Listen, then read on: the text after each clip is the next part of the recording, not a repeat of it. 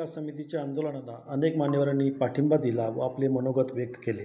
सामान्य नागरिक को न्याय मिलने के लिए छावनी परिषद के खिलाफ महाविकास समिति ने आज पुकारा हुआ ये अनशन है। हमारा एक ही कहना है कि आम जनता को न्याय मिले और जो अन्याय हो रहा है उससे राहत मिलने के लिए हम ये अनशन रखा है। इसके अंदर हमारा ये कहना है कि जो गरीबों के ऊपर अन्याय हो रहा है वो ना करते हुए अगर तुम्हें छूट देना है तो दोनों को दीजिए।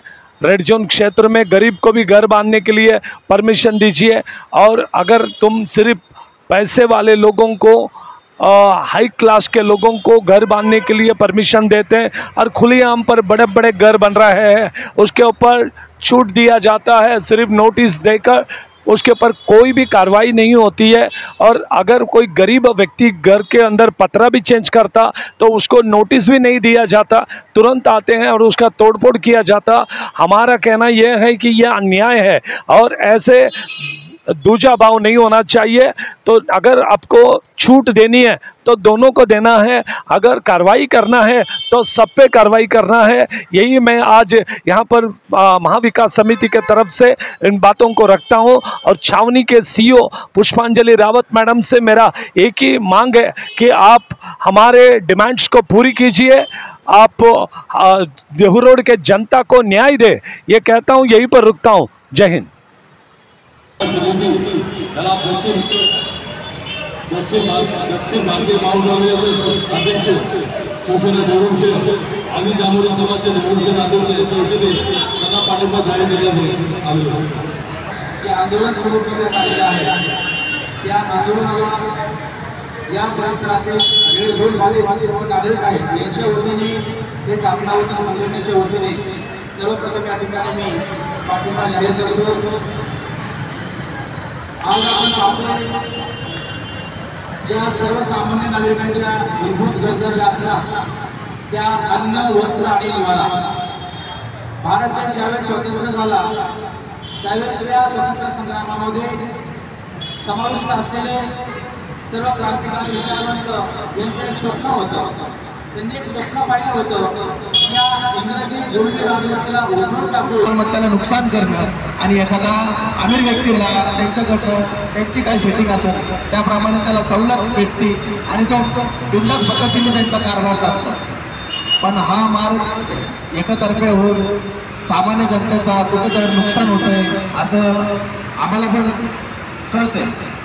तर मी तुम्हा सर्व नागरिकांना विनंती करतो की आम्ही आता शीतलनगर नवशीतल मित्र मंडळाचे कार्यकर्ते, शिवशक्ती युथ फाउंडेशनचे आम्ही सगळे कार्यकर्ते आणि मी भारतीय जनता पार्टी अनुसूचित जाती मोर्चाचा अध्यक्ष देवरोड शहरचा महेश द्रविड, मी डॉक्टर सलमान भंडारे सर यांना मी जाहीर पाठिंबा जाहीर करतो की आम्ही तुमच्या सोबत आहेत की देवरोड कॅन्टोन्मेंटमध्ये जो चालू आहे तो एकतर्फी न्याय हर याच्यावरती एकतर्फी न्याय न करता सगळ्यांना समान न्याय करा आणि लोकशाहीमध्ये प्रत्येकाला आपले प्रश्न मांडण्याचा अधिकार आहे।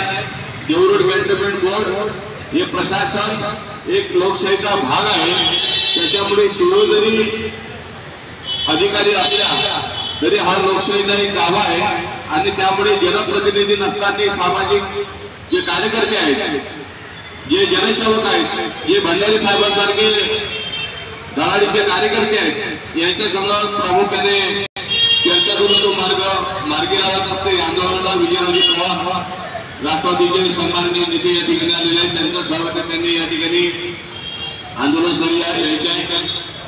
त्याचप्रमाणे विकीभाऊ पासोडे हे पण या आंदोलनाला उपस्थित झाले, आपले ते नेते आहेत। महाविकास समिति